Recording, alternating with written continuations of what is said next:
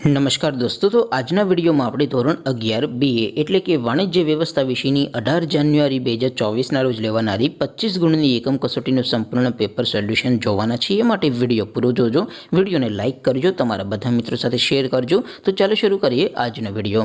દોસ્તો, ધોરણ 11 BA એટલે કે વાણિજ્ય વ્યવસ્થા વિષયની 18 જાન્યુઆરી 2024ના રોજ લેવાનારી 25 ગુણની એકમ કસોટીનું સંપૂર્ણ પેપર સોલ્યુશન PDF ફોર્મેટમાં ડાઉનલોડ કરવા માટેની લિંક આ વિડીયોના ડિસ્ક્રિપ્શન આપેલી છે। તેના પર ક્લિક કરીને તમે સંપૂર્ણ પેપર સોલ્યુશનની PDF ને સૌથી પહેલા ડાઉનલોડ કરી શકો છો। અથવા તો દોસ્તો, સોલ્યુશનની PDF ડાઉનલોડ કરવા માટે તમારે ગૂગલ ઉપર સર્ચ કરવાનું છે www.mygkguru.in। આ વેબસાઇટ તમે સર્ચ કરશો એટલે જે પહેલી લિંક આવશે એના ઉપર તમારે ક્લિક કરવાનું છે। જેવું ક્લિક કરશો એટલે સોલ્યુશન માટેની mygkguru.in આ વેબસાઇટ ઓપન થઈ જશે। વેબસાઇટ ઓપન થયા પછી તમે સ્ક્રોલ કરીને થોડાક નીચે જશો તો ત્યાં તમને એકમ કસોટીના સોલ્યુશન માટેના ધોરણ વાઇઝ લીલા રંગના બોક્સ જોવા મળશે। દોસ્તો, અહીંથી તમે કોઈ પણ ધોરણની બધા જ વિષયોની એકમ કસોટીના ક્વેશ્ચન પેપર અને તેના સંપૂર્ણ પેપર સોલ્યુશનની PDF ને સૌથી પહેલાં ડાઉનલોડ કરી શકો છો। જેમ કે દોસ્તો, અત્યારે હું ધોરણ 11 માટે STD 11 વાળા બોક્સ ઉપર ક્લિક કરીશ। જેવું ક્લિક કરશો એટલે નવું પેજ ઓપન થશે।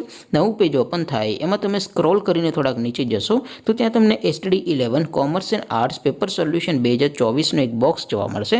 જેમાં દોસ્તો નીચે લખેલું છે STD 11 BA પેપર, તેની સામે ડાઉનલોડ બટન છે તો એ ડાઉનલોડ ઉપર ક્લિક કરશો તો ધોરણ 11 BA વિષયની એકમ કસોટીનું ક્વેશ્ચન પેપર PDF ફોર્મેટમાં ડાઉનલોડ થઈ જશે।